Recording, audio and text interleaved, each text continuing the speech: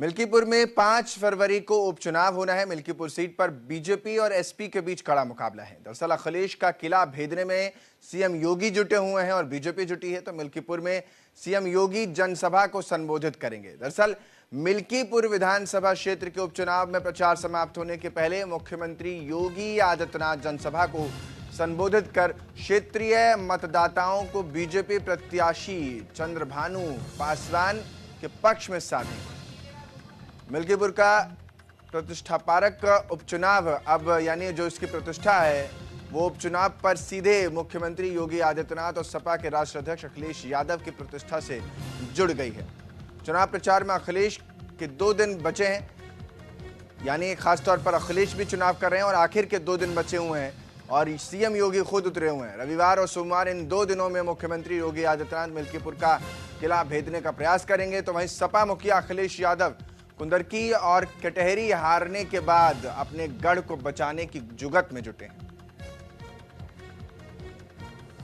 अब देखना दिलचस्प होगा कि जो किला है वो भेदा जाता है या यूं कहे समाजवादी पार्टी का दबदबा मिल्कीपुर में देखने को मिलता है।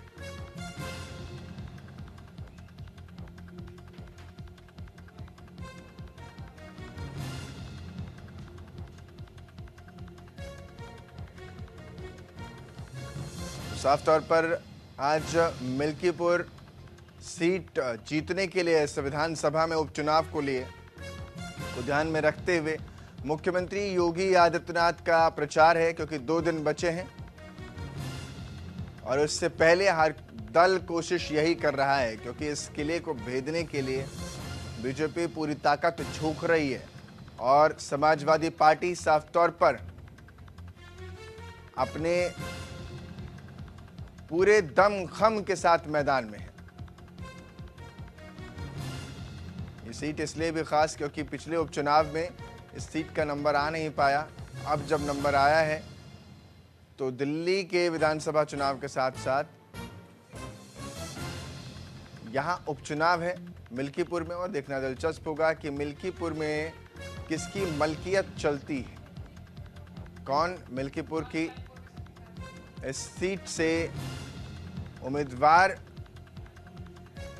जीत कर उभर कर सामने आता है। शक्ति सिंह अयोध्या से हमारे साथ जुड़ रहे हैं। शक्ति, क्योंकि जिस तरीके से मिल्कीपुर सीट को लेकर समीकरण देखे जाते हैं और इन सब के बीच खुद मुख्यमंत्री योगी आदित्यनाथ वहां पर होंगे, कैसे समीकरण देख पा रहे हैं और क्या कुछ तस्वीर खासतौर पर राजनीतिक लिहाज से यहां इस क्षेत्र से निकलकर सामने आ रही है? 2 दिन पहले अब क्या नाम है अखिलेश मंडल के वो की जो भाई थी डिम्पल यादव वो आई थी अयोध्या में। उन्होंने खासा भीड़ जो थी वो अयोध्या और मिल्कीपुर में उन्होंने खासा भीड़ जो है इकट्ठा कर ली। तो उसको देखते हुए कहीं ना कहीं आदित्यनाथ योगी को ऐसा लगा कि क्या नाम है जो भीड़ है वो उनकी तरफ, सपा की तरफ रुझान उनका ज्यादा दिख रहा है। उससे पहले आदित्यनाथ योगी ने जनसभा की थी तो मिल्कीपुर का ग्राउंड जो है कई लाख लोगों वहां पे आए थे उनको उनका संबोधन सुनने के लिए।